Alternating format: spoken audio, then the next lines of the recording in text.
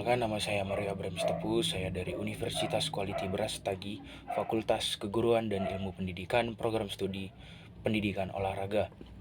Saya dari kelas 11A11 dengan NPM 2515030001. Di sini saya akan menjelaskan tentang yang pertama, tentang struktur rangka tubuh manusia dan tentang struktur syaraf tubuh manusia. Dan di sini yang pertama saya akan menjelaskan struktur rangka tubuh manusia. Jadi rangka manusia terdiri dari lebih kurang 206 tulang yang saling berhubungan. Rangka ini bukan hanya kerangka, tetapi sistem hidup. Ada sumsum tulang, pembuluh darah, dan jaringan aktif di dalamnya. Yang pertama, fungsi utama rangka. Fungsi utama rangka yang pertama menopang tubuh. Tujuannya supaya kita bisa berdiri lebih tegak. Yang kedua, memberi bentuk tubuh. Maksudnya di sini adalah agar bentuk tubuh kita terlihat lebih tegak, tinggi, postur kita bagus, proporsi badan kita juga ideal dan bagus. Yang ketiga, melindungi organ vital yaitu otak, jantung, dan paru-paru. Yang keempat, alat gerak pasif yaitu tulang yang digerakkan oleh otot. Yang kelima, tempat pembentukan sel darah. Ini terletak di sumsum tulang. Dan yang keenam, menyimpan mineral atau mineral yang disebut dengan kalsium dan fosfor. Yang pertama, rangka kepala atau tengkorak. Tengkorak itu tersusun dari tulang keras yang saling menyatu kecuali tulang rahang. Bagian-bagiannya yang pertama, tulang tengkorak otak itu fungsinya untuk melindungi otak. Tulang wajah itu fungsinya membentuk wajah dan rongga mulut. Fungsi paling penting melindungi otak dari benturan dan membantu proses makan, bicara, dan ekspresi wajah.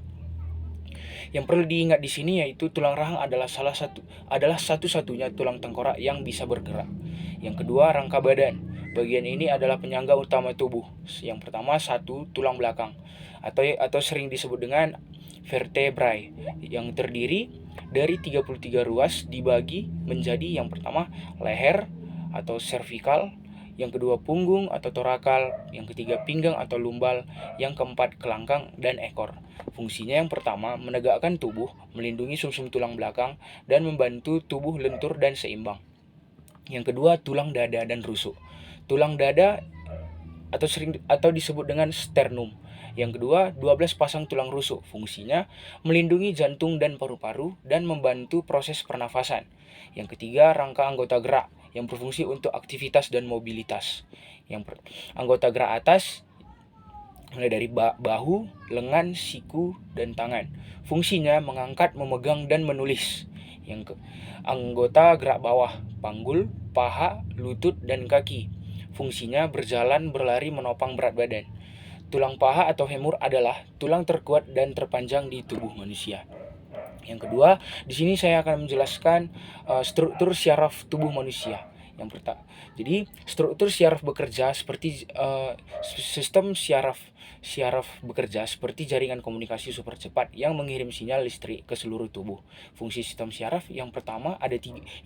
Fungsi sistem syaraf ada tiga. Yang pertama, menerima rangsangan atau sentuhan cahaya suara. Yang kedua, mengolah informasi. Dan yang ketiga, memberi respon. Respon yang termasuk seperti gerak, emosi, dan refleks. Yang pertama, dimulai dari sistem syaraf pusat. Yang pertama, otak. Otak adalah pusat kendali utama tubuh. Bagian utamanya adalah otak besar atau disebut dengan cerebrum. Ini fungsinya untuk berpikir, mengingat emosi, gerakan sadar. Yang kedua, otak kecil atau cerebellum, keseimbangan dan koordinasi gerak.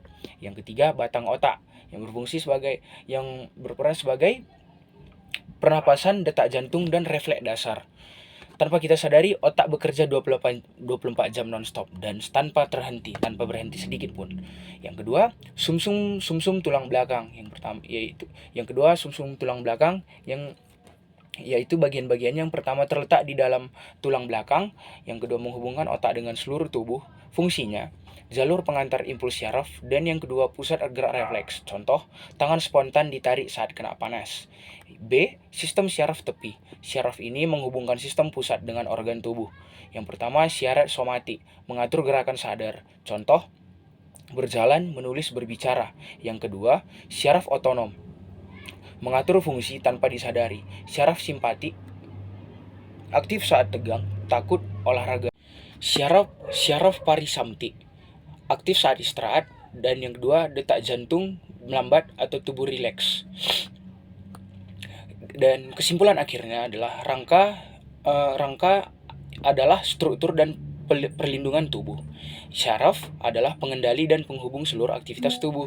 Keduanya saling bekerja sama agar manusia bisa bergerak, berpikir, dan bertahan hidup.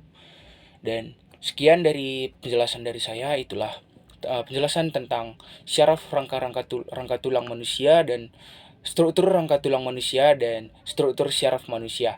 Sekian dari saya, jika ada kesalahan kata dan yang tidak berkenan mohon dimaafkan Pak.